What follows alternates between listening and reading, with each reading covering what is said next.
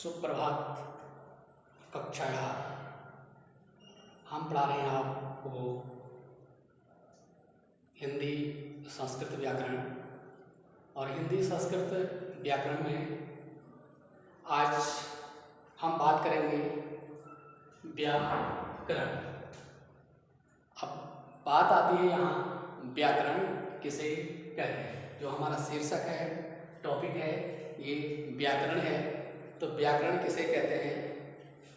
तो व्याकरण के द्वारा किसी भी भाषा का शुद्ध लिखना, शुद्ध पढ़ना, शुद्ध समझना आ जाता है। अतः भाषा के शुद्ध पढ़ने, शुद्ध लिखने, शुद्ध समझने के नियमों के समूह को व्याकरण कहते हैं। तो बात आती है व्याकरण। व्याकरण के द्वारा किसी भी भाषा का व्याकरण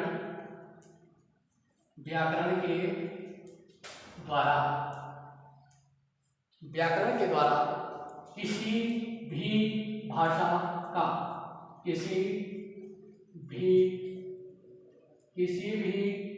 भाषा का व्याकरण के द्वारा किसी भी भाषा का शुद्ध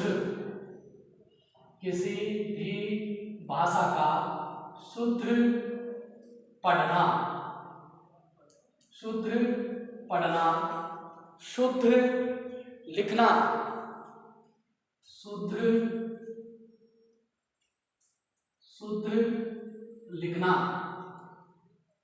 शुद्ध लिखना, शुद्ध समझना, शुद्ध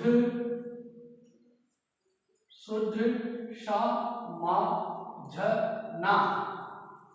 शुद्ध समझना आ जाता है।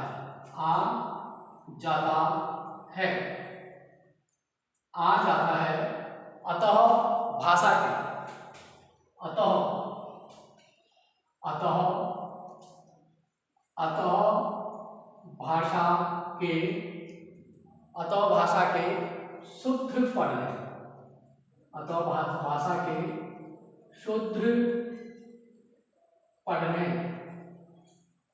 भाषा के शुद्ध पढ़ने, शुद्ध लिखने,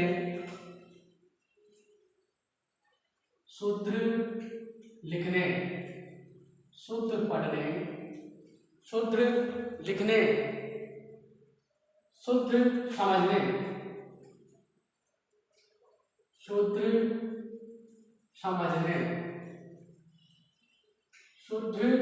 समझने, शुद्ध समझने के नियमों के समूह को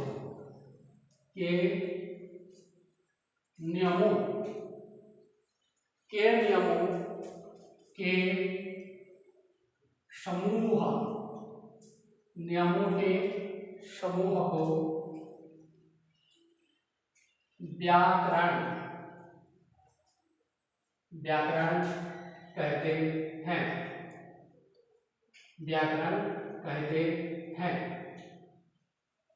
पूर्ण विराम, उद्धरण चिन्ह बंद। हमने यहाँ बात की थी कि व्याकरण किसे कहते हैं। तो व्याकरण के द्वारा किसी भी भाषा का, और भाषा क्या है? भाषा विचार और विनिमय का साधन है। हमारी बात आप तक और आपकी बात हम तक, इसी को हम विनिमय कहते हैं। तो व्याकरण के द्वारा किसी भी भाषा का, चाहे वो भाषा हिंदी हो, चाहे वो भाषा संस्कृत हो, चाहे वो अन्य भाषाएं हो, किसी भी भाषा का शुद्ध पढ़ना। यदि हम किसी भी भाषा को शुद्ध पढ़ रहे हैं, उसमें हम कोई भी अशुद्धि नहीं कर रहे हैं, चाहे वह विराम चिन्हों से संबंधित अशुद्धि हो, व्याकरण से संबंधित अशुद्धियाँ हो, विराम चिन्ह हो, पूर्ण विराम, अर्धविराम, विस्मयादिबोधक चिन्ह।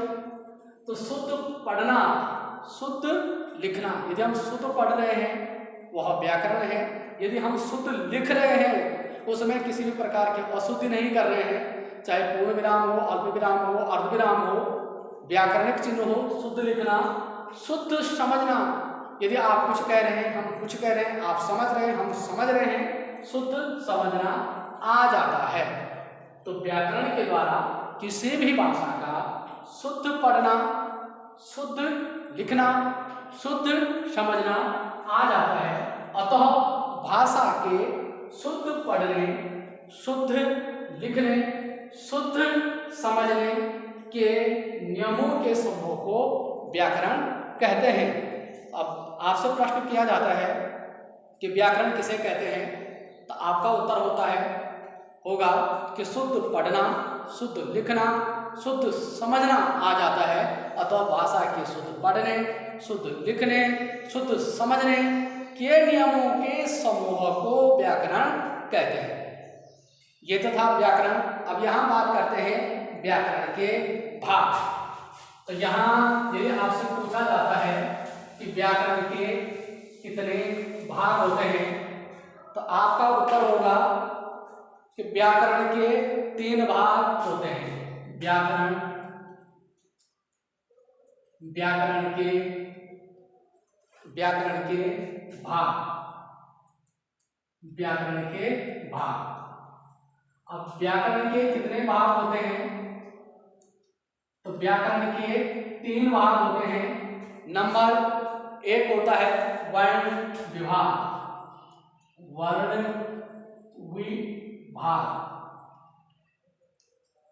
नंबर दूसरा भाग है व्याकरण का भाग वर्ण विभाग। नंबर 2 शब्द विभाग।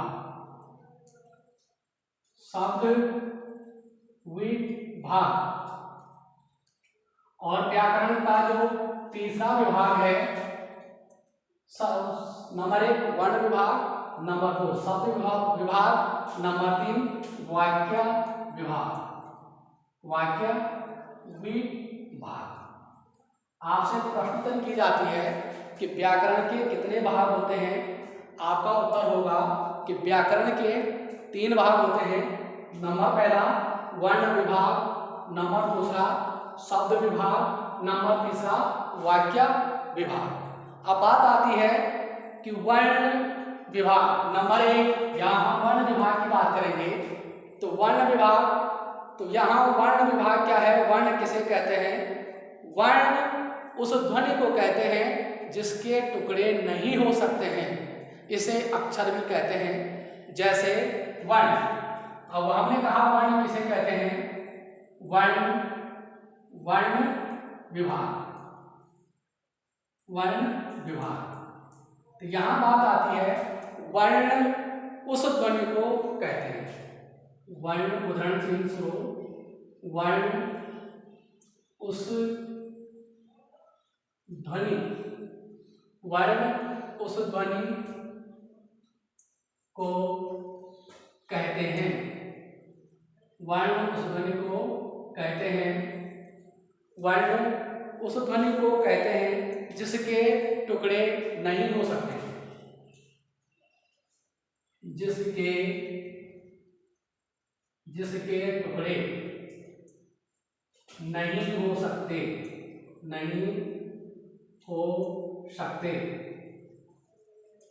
जिसके टुकड़े नहीं हो सकते, इसे अक्षर भी कहते हैं। इसे अक्षर भी कहते हैं। इसे अक्षर भी कहते हैं। पूर्ण विराम। अब यहाँ हमने बात की है कि वर्ण किसे कहते हैं। वर्ण पूर्ण विराम लगा करके उदाहरण चिन्ह बंद। वर्ण उस ध्वनि को कहते हैं, ध्वनि आवाज, वर्ण उस ध्वनि को कहते हैं जिसके टुकड़े नहीं हो सकते, इसे अक्षर भी कहते हैं। जैसे हमने यहाँ लिखा अ का टुकड़ा नहीं हो सकता है, इसलिए यह वर्ण है। और क्या है, वर्ण है। तो वर्ण विभाग, वर्ण उस ध्वनि को कहते हैं जिसके टुकड़े नहीं हो सकते हैं, इसे अक्षर भी कहते हैं। जैसे उदाहरण के लिए है अ का टुकड़ा नहीं हो सकता है, इसलिए यह वर्ण विभाग के अंतर्गत आता है। तो आज हमने आपको बताया व्याकरण किसे कहते हैं, व्याकरण के कितने भाग होते हैं। व्याकरण के भागों में नंबर पहला 3 भाग होते हैं। नंबर 1 वर्ण विभाग, नंबर 2 शब्द विभाग, नंबर 3 वाक्य विभाग। अब इसमें वर्ण विभाग किसे कहते हैं, हमने आपको बताया वर्ण उस ध्वनि को कहते हैं जिसके टुकड़े नहीं हो सकते हैं, इसे अक्षर भी कहते हैं। जैसे वर्ण अ का टुकड़ा नहीं हो सकता है। तो आज का इतना ही। पुनः अगले वीडियो के साथ हम अगले दिन आपके पास पहुंचेंगे। तब तक के लिए नमस्कार, धन्यवाद।